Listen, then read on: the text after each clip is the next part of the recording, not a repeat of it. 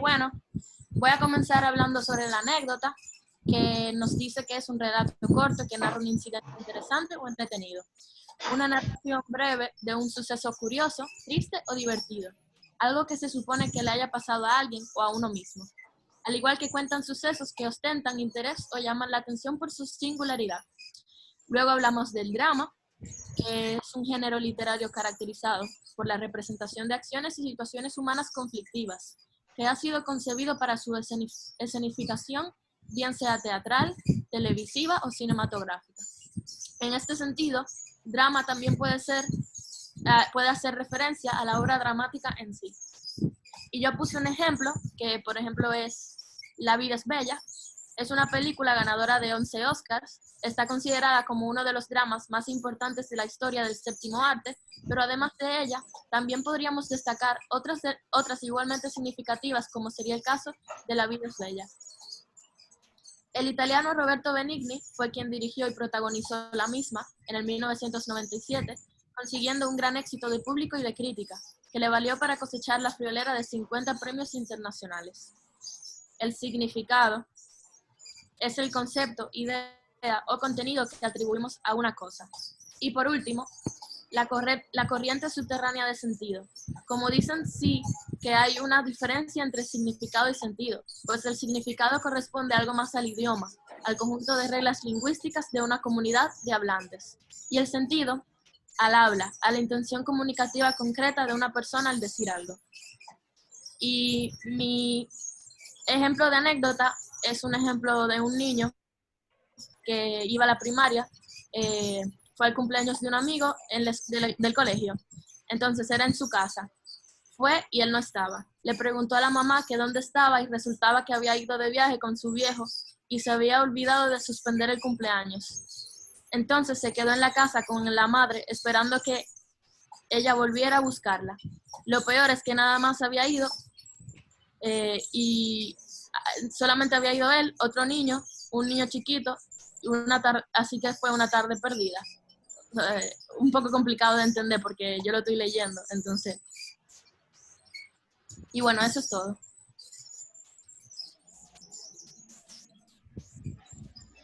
Tú tenías dos ejemplos nada más. Sí. Te faltan dos ejemplos. ¿Me faltan dos ejemplos? Sí, porque te falta el ejemplo del significado, el tercer nivel, lo que quiere decir el autor, y de una corriente subterránea de sentido. Está bien. Brian, buen Sí, eso le provecho. iba a decir. En mi caso ya lo encontré, estaba en la papelera, pero sí lo tengo. Y algo que tengo que decir antes de empezar es que, a diferencia de cómo lo hizo Lucía, que por cada nivel o término de lo que usted pidió, ella puso un ejemplo. Yo en mi caso fue un ejemplo como tal. Y de ese ejemplo yo lo iba desenglosando. Sí, dígase, la anécdota de eso es tal. El drama, esto, el significado y la corriente subterránea, en mi caso. O sea, para cada elemento yo no puse un ejemplo diferente, sino algo general para todos. Y lo desenglosé. Entonces, en mi caso yo elegí el libro de Everything Everything, comenzando por la anécdota. La anécdota se define que básicamente se compone de los elementos, tales como el quién, el cuándo, el dónde, el cómo, el qué y el por qué.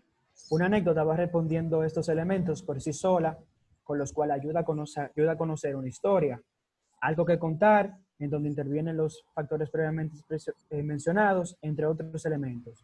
Esto se puede evidenciar en esta historia, en donde el quién se traduciría a Maddie, que es uno de los personajes principales, que padece de una deficiencia severa en el sistema inmunológico, lo cual le impide estar en contacto con el mundo exterior. El cuándo se da en el momento en el que el papá muere, justo cuando Maddie era lo suficientemente pequeña para no discernir en lo que esto supondría en el resto de su vida. El dónde se ubica en la casa, el qué es muy relevante en la trama por el hecho de que el qué lo hace que Maddie tenga que durar la mayoría de la edad o de su vida encerrado en la casa. El por qué sucede porque la madre busca proteger a la hija como más adelante se evidencia en la obra, que no es en verdad porque ella padece una enfermedad, sino porque la madre la quiere proteger. El drama, es decir, de este ejemplo, se traduce al hecho de que antes de pasar el drama se define como el conflicto que se presenta en uno o varios individuos al tratar de conseguir un objetivo como tal, ya sea porque no de abasto para ambos o porque ambos sujetos eran cosas diferentes. En este caso, el drama se hace evidente en el momento de que Maddie tiene esa necesidad de salir a explorar el mundo como lo hace Oli, que Oli es el vecino que se muda al frente de ella, de quien se enamora profundamente, con el impedimento de que Maddie tiene la enfermedad del sistema inmunológico, el SCID, lo cual ahí se presenta el drama. El significado, entonces, de esto se podría definir básicamente como aquello que el autor quiere contar a su público. Aquí se hace evidente cuando en esta obra se muestra de manera muy acertada cómo se quiere transmitir, en que los personajes quieren vivir más allá de lo que se les permite y salir adelante, independientemente de los conflictos familiares o de salud que se puedan presentar. Ya la corriente subterránea, definiéndolo, esto básicamente hace referencia a lo que busca transmitir el autor y este significado no necesariamente tiene que estar a simple vista, lo cual supone un elemento más ameno con lo que buscamos exponer. En este caso, de Everything Everything, la corriente subterránea se podría traducir a el amor o la perseverancia. Amor, ¿por qué? Amor a esos detalles de la vida, los cuales pasamos por alto, como simplemente salir, respirar aire fresco. Y la perseverancia por la determinación de los personajes a la hora de seguir adelante sin importar los obstáculos. Ese comentario. Yo puedo decir algo, un comentario sobre esa película. Yo no vi la película en mi caso, yo leí el libro, pero... Bueno, yo vi la película. La verdad es que uno ahora en cuarentena, uno se siente como la protagonista de Everything Everything, porque uno no puede salir de la casa, pero porque a uno le tienen como una burbuja. Literal. Como protectora. Entonces, me siento muy identificada. De hecho, fue por eso que yo le dije, cónchale, es evidente lo que estamos viviendo ahora. Creo que sería interesante poner ese libro. Sí.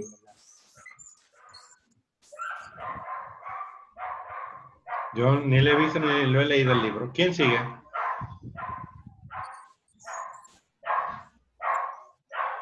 O soy yo, profe. Mauricio. Yo tengo, como ejemplo de anécdota, yo tengo un corto, se los paso por el chat. Dura 1 minuto y medio, es mudo.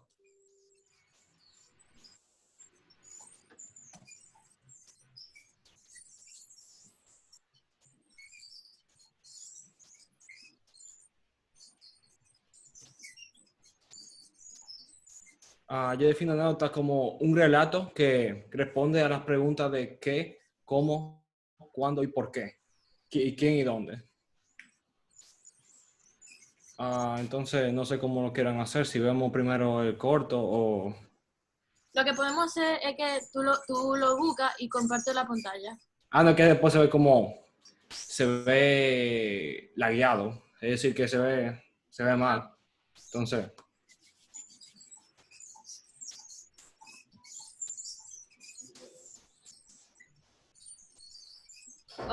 También lo que tú puedes hacer es que tú lo explicas y cada uno lo ve en particular. O sea, cada quien lo ve después. Ok. Bueno, el corto trata sobre este tipo que va a caminar hacia el parque y él ve a 2 personas corriendo, corriendo así, trotando en la mañana. Y el tipo se asusta y dice, ¿por qué esta gente está corriendo? Se asusta, piensa que lo están persiguiendo o algo. Y entonces él lo empieza a seguir a ellos, pensando, esta gente está corriendo, viene algo peligroso de ahí, yo voy a seguirlo. Después pasa otro grupo, una intersección, que son un grupo de 4 trotando, y él deja el grupo que estaba persiguiendo antes. Y él después ve a este tipo que lleva ropa negra Y entonces él piensa, ah, es ese tipo el que nos está persiguiendo. Él se encuentra de un árbol y lo ataca. Y resulta al final que ese tipo, que parecía una persona normal, en serio estaba persiguiendo a los otros grupos de los torturadores. Es un corto que se basa en la comedia, así, en el efecto sorpresa. Entonces, como pierde mucho efecto al yo contarlo. Luego, como ejemplo del drama, tengo este panel.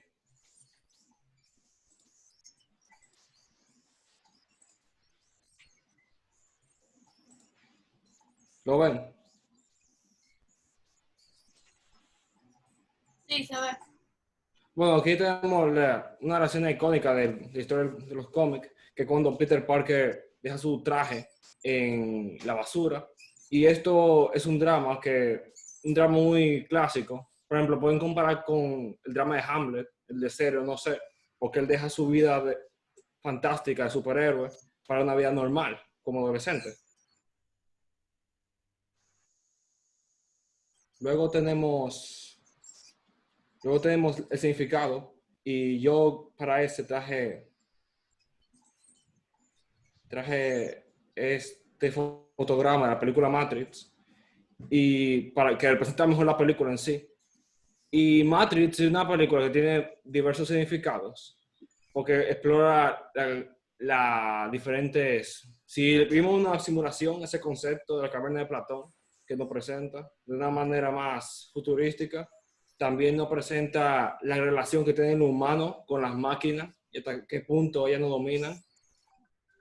Y un punto muy interesante que pensé al estar escribiendo es que piensen que Matrix fue lanzada en el 99, un momento donde estaba surgiendo el Internet, surgía también el cubículo en las oficinas, es decir, toda esta imagen fría y corporativa del trabajo que a los americanos o a las personas del primer mundo le tenían miedo y no la conocían. Y entonces ellos tenían como esta cierta relación de miedo y odio hacia las máquinas. Entonces Matrix fue como una razón de su éxito, fue que se lanzó en ese año y que resonó muy bien con la audiencia por esa razón. Luego tenemos también como corriente subnatural de subterránea sentido, tenemos a Guernica, el cuadro de Pablo Picasso, el cual por su título se puede saber que trata sobre el bombardeo de Guernica. Guernica. Sí, Guernica, exacto. Aunque se sepa que es de la guerra, hay muchas figuras en el cuadro, las cuales pueden tener diversos significados, por ejemplo, como el toro, que algunos teorizan que podría ser el toro, que está en la parte izquierda superior del cuadro. Puede simbolizar a Franco, como algunos teorizan, o al mismo Pablo Picasso. Después está la bombilla, la mujer en llamas, la mujer con el bebé. Es decir, que hay muchas posibles interpretaciones a esto, pero todo el tema gira en torno a la guerra en sí.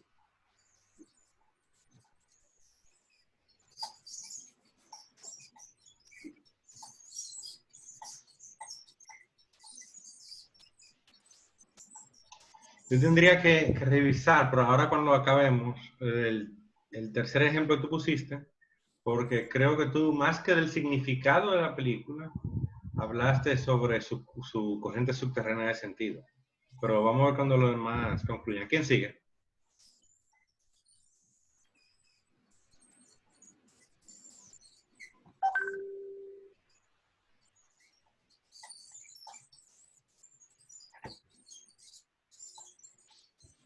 María, ¿tú sigues? ¿Quién yo? No, profe, yo todavía no he hecho eso.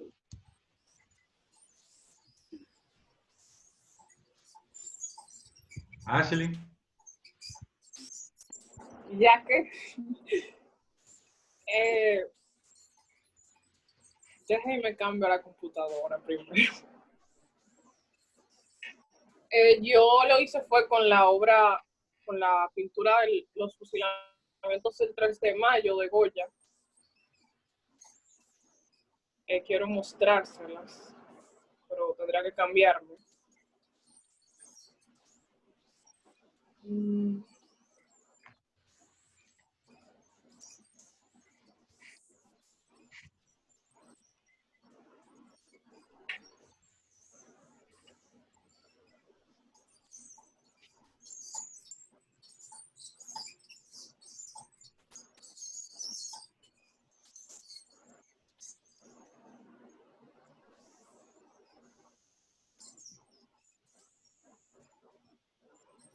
Ashley, yo lo busqué, si tú quieres yo te lo puedo compartir. Tú me dices. ya estoy. Lo que pasa es que estoy en el teléfono. Pero. Ah, no, espérate. Porque me metí a lo que no era.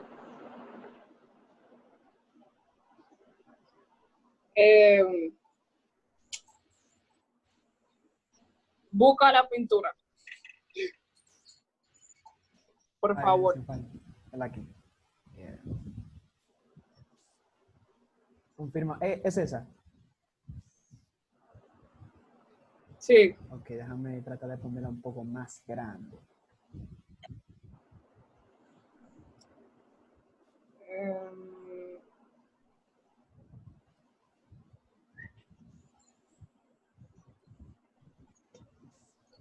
Bueno, se me cambia. Para no perder más tiempo, te la voy a dejar así.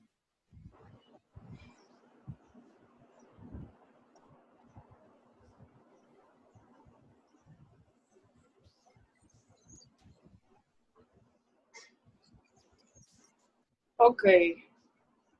Yo lo hice fue de los fusilamientos del 3 de mayo de Francisco de Goya, que fue pintada en el 1814. La anécdota que yo puse fue que sobre la pintura, que los fusilamientos de la madrugada del 3 de mayo de 1808 en la montaña de Príncipe Pío, a las afueras de Madrid, por las tropas invasoras francesas armadas de Napoleón Bonaparte contra los españoles, contra represalia por parte del ejército napoleónico por el levantamiento popular que tuvo lugar el día anterior en las calles de Madrid para tratar de impedir el traslado del rey Carlos IV, el infante Francisco de Paula, la revuelta que inició conflicto a la guerra de independencia. Esa fue la anécdota, lo más completo que yo pude hacer. Yo puse que el drama de la obra era la violencia sin sentido que provocaba la guerra, porque vemos que los franceses están armados y acorralan y asesinan a los españoles. En el significado yo puse la crueldad que tiene el hombre y su desesperante deseo de control o toma de territorios. Y su desesperante deseo de libertad también. Y también la corriente subterránea del sentido, yo puse el derramamiento de sangre y las muertes inocentes que la guerra causa.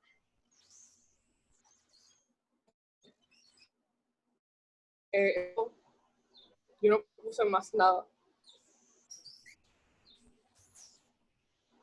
Tumbe.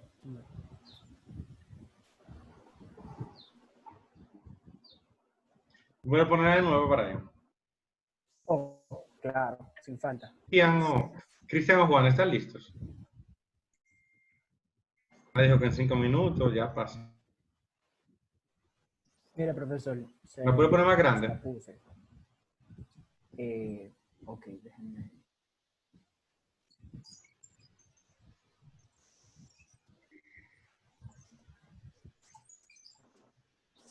Ahí la ven más completa. Sí. Cristian, ¿está listo?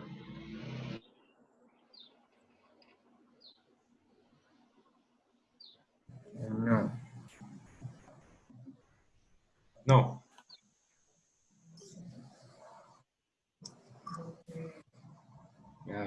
Ricker viene por ahí. Miren el caso. Así nos lo cuenta como si fuera un cuadro sencillo. Eso da bien de primera instancia, pero con Goya nunca hay nada sencillo. Miren, por ejemplo, que Goya utiliza principios clásicos para expresar su obra que es más profunda de lo que parece. Fíjense que está una noche sin estrellas. Miren que hay una luz frente a los fusiladores, una pequeña lámpara que ilumina, vean cómo se proyecta la sombra detrás de la montaña, del monte, que ilumina a los fusilados. Y fíjense que hay una fila de personas que van. Hay unos que ya fueron, literalmente, ya están muertos. Hay unos que van a morir y hay otros que morirán en minutos. Dentro del grupo que va a morir, notamos varias expresiones. Hay una que se repite, junto con otro del grupo que morirá más tarde, que no quiere ver lo que está pasando. Hay otro que está dolido. Miren que hay uno, el que tiene el pantalón verde y la camisa grisácea, azulada, que está caminando hacia abajo, moviéndose, descendiendo Agachado. en su dolor. Está casi arrodillándose. Mientras que hay uno que no se ve casi por completo, que tiene un rostro como si se estuviera oponiendo a la situación. El protagonista del cuadro, que está vestido de blanco, levanta los brazos y pone una expresión de ¿por qué me está pasando esto? Amplíalo un poco más, Brian. Recuerden lo que nos dice la compañera Ashley, que esto es el Príncipe Pío, en Madrid, en las afueras ahora mismo dentro. En la montaña del Príncipe Pío. Sí, en Madrid. Pero ¿por qué el protagonista? Pero fíjense en el protagonista, ¿parece un español? No, No, ¿verdad que no? ¿Qué parece, Lucía? como un africano. Africano. Mira, amplíalo un poco más. ¿El de la camisa blanca o el El de la camisa blanca. Yo lo veo como árabe. Como un árabe. Ese parece, fíjense qué es lo que parece.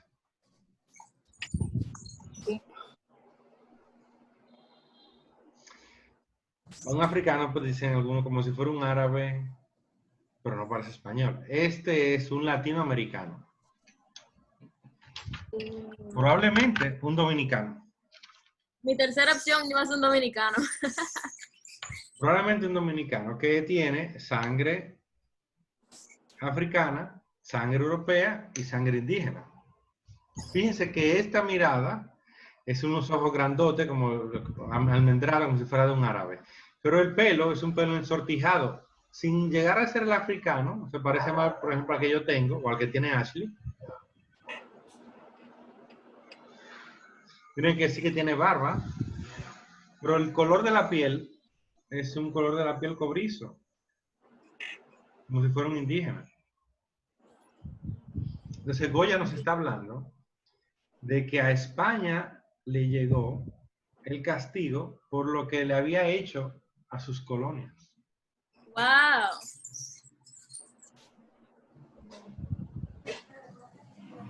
¿Cómo? Pon el cuadro completo.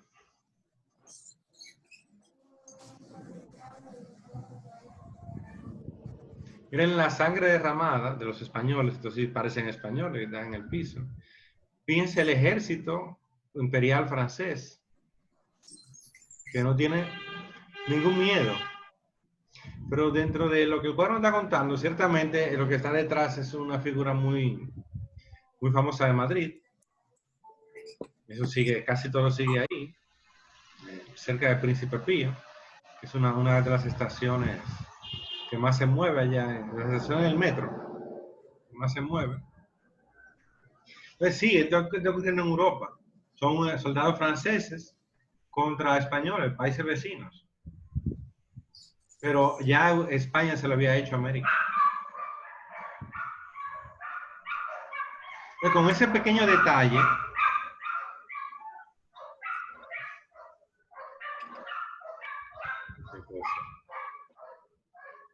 que Goya no quiere que nos pase desapercibido, él le agrega un sentido mucho más profundo al cuadro.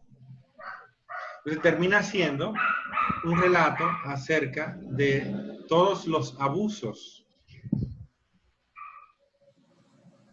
Porque es el abuso de Napoleón contra España, pero es el abuso de España contra América, pero igual hoy podemos verlo en cualquier protesta en el mundo, que los soldados le disparen a los que están desarmados.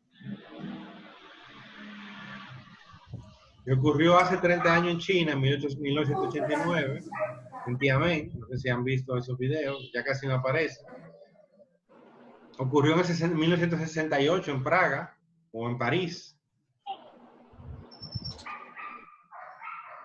Ocurrió en el 66 en Estados Unidos, cuando las protestas contra la guerra de Vietnam. En el 72, cuando la protesta del Watergate.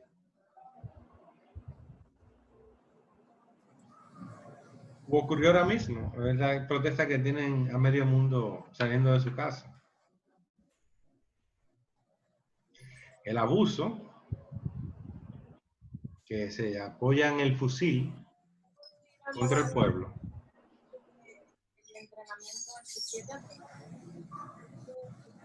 ¿Solo puedo hacer una pregunta?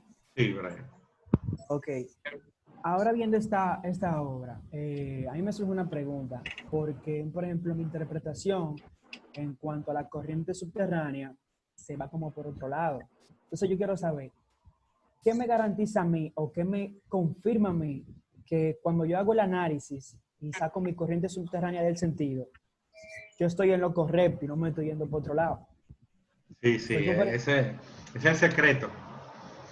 El tener la brújula o el mapa, o si fuera un laberinto, el tener el anillo del hilo que me permite ir. ¿Ustedes recuerdan un cuento de Hansel y Gretel, verdad? Sí, cuando ¿Cómo iban ellos, cómo pudieron ellos salir de su laberinto? fue con migajas de pan. Acuérdense que cuando ellos echan las migajas, se pierde porque las migajas se la comen. Ya en un mes. Cuando ellos lo hacen con piedras.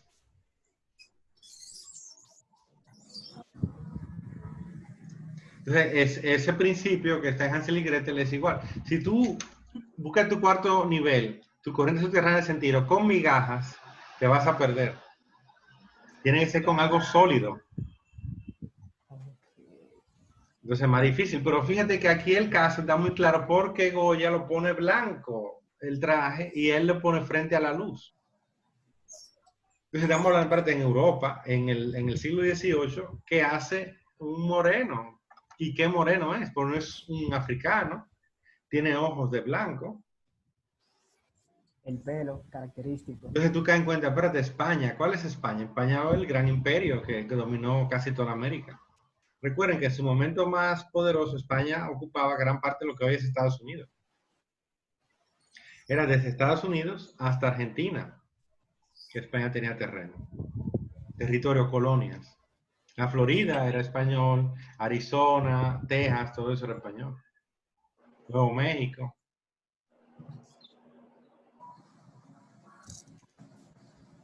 Era un gran poder. E incluso España llegó a Canadá. No le gustó el frío y lo dejaron. Por eso Canadá tiene un nombre que no es en inglés. Un nombre que viene del español también. Al igual que California. Y por eso la ciudad en California se llama Los Ángeles, se llama San Diego, se llama San José, porque fueron fundadas por españoles. Ellos tenían toda América y abusaron de ella.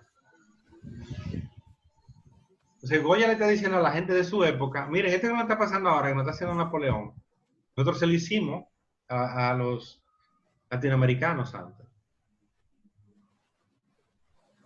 Es un destino inevitable.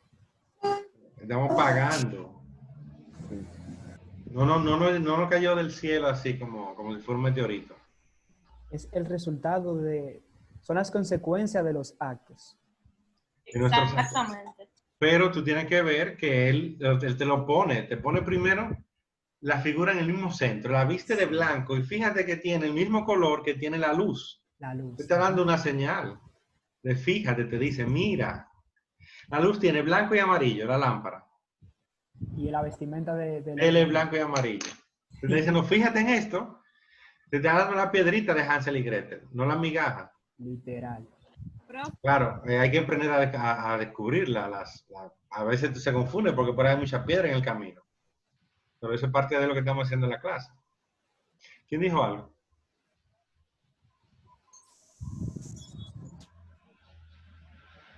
¿Alguien dijo, profe? No. Yo escuché, pero esa voz me sonó a Juana. Y Juana no está.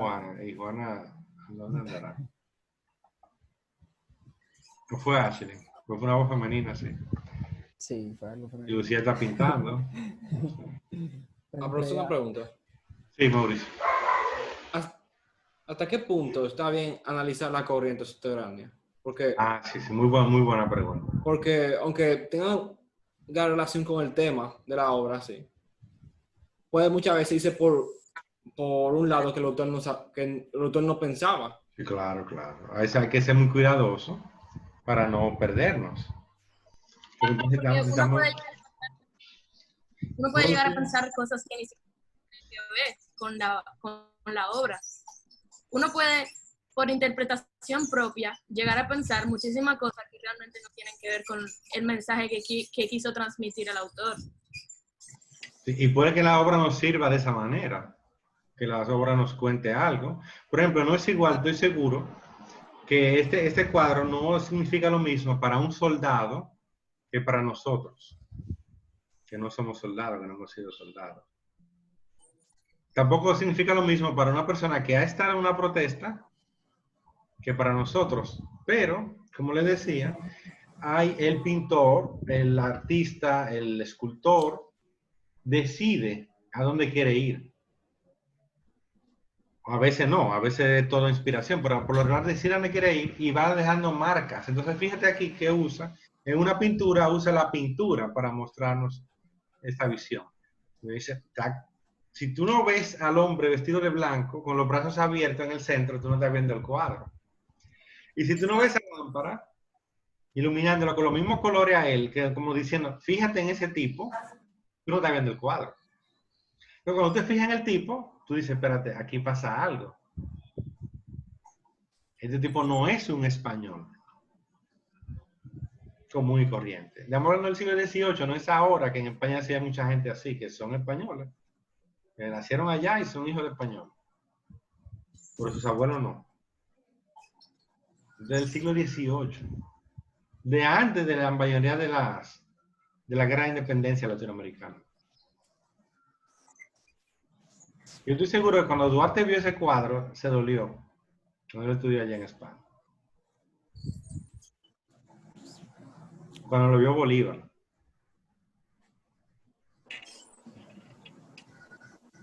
Porque aunque Bolívar y Duarte tenían la fisionomía europea, como sabemos, por sus hechos y por lo que dedicaron su vida, no se sentían tan europeos. Entonces, nos están acabando. Vamos a dar un recesito para que Lucía acabe la pintura. Y Ashley creo que se va a cepillar ahora porque comió. Y Cristian nos va a preparar su posición. Y después seguimos, porque sí, ciertamente lo que la semiótica nos permite es encontrar, distinguir las piedras de las migajas en este laberinto que son las obras de arte. Muy buen ejemplo ese, el de la piedra y la migaja, en verdad. El pintor va dejando piedra, pero también va dejando migajas. Y no podemos perder. Y a veces perdernos es divertido porque el laberinto es tan bonito que no podemos perder en él. Real. Pero la mayoría de los pintores son serios y no abusan de sus... Ya. Vamos a aprovechar también para ver el corto que Mauricio nos mandó. En unos minutitos, 5 minutos de agua y 1 minuto dura el corto. Sí. Y volvemos ahora. Nítido. Pero que queda 1 minuto y ya. Sí, Sí. sí. Es mi madre. Ok.